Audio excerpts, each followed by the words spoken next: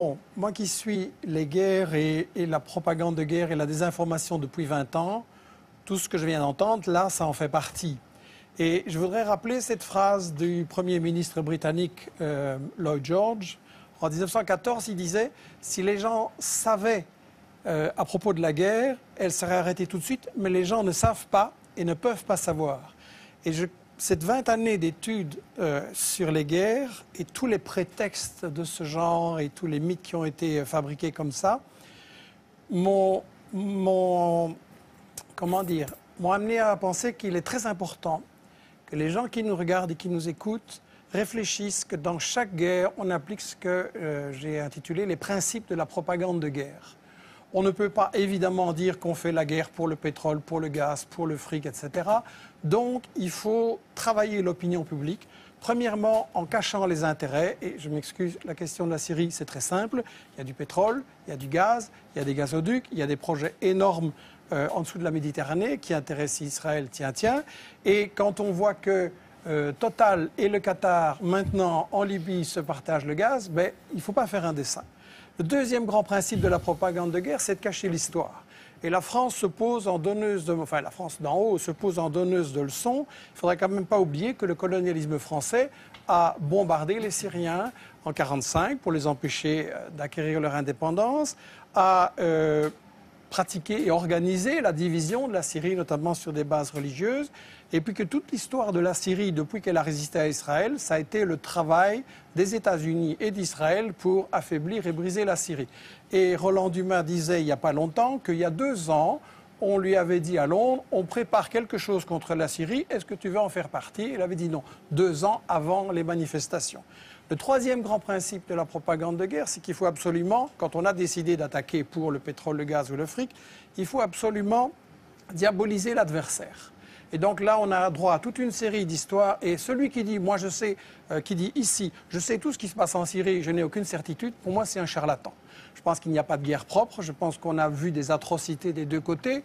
Et je pense que quand on se réclame de la justice, dire avant toute enquête, je sais qu'il va falloir faire quelque chose et je sais qui est coupable, c'est pas sérieux. Un tribunal qui jugerait comme ça ne serait pas accepté.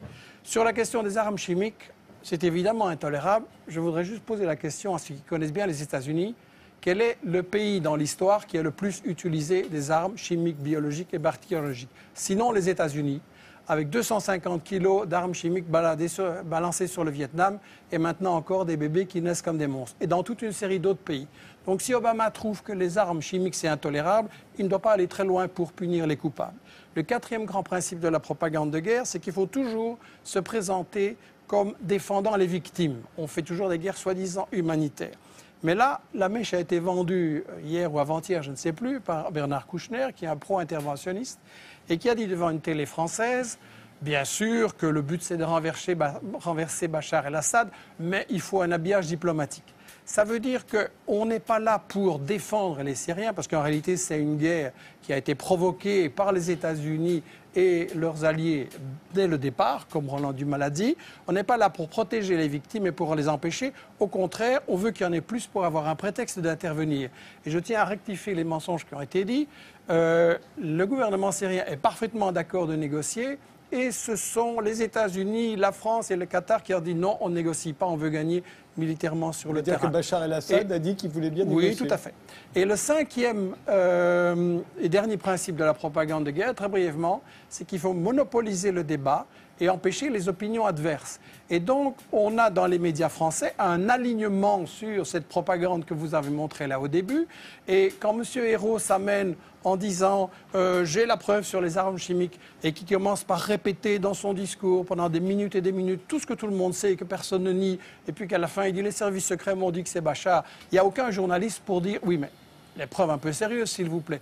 Et donc, quand on voit des gens comme Fabius, comme Bernard-Henri Lévy, comme Hérault ou BHL, qui viennent avoir le courage de bombarder, mais pas le courage de débattre devant des gens qui connaissent le dossier et qui ont les arguments contraires, il faut quand même beaucoup se poser la question. Et j'insiste sur cette question des 5 principes de la propagande de guerre, parce que, et ce sera ma conclusion, l'année prochaine, vous risquez peut-être de m'inviter sur l'Iran ou sur l'Algérie, ou sur le Venezuela, ou le Congo, ou l'Érythrée, ou le Zimbabwe. Et ça va être chaque fois la même comédie, chaque fois avec les mêmes arguments. Il n'y a pas de guerre vraiment humanitaire. Il y a toujours des intérêts pour le fric, il y a toujours des intérêts pour les matières premières. Et il est temps quand même qu'on se dise, si on veut une humanité solidaire et mettre fin aux guerres, il faut voir qui provoque ces guerres. Frédéric Ancel. Je pense qu'il y a des guerres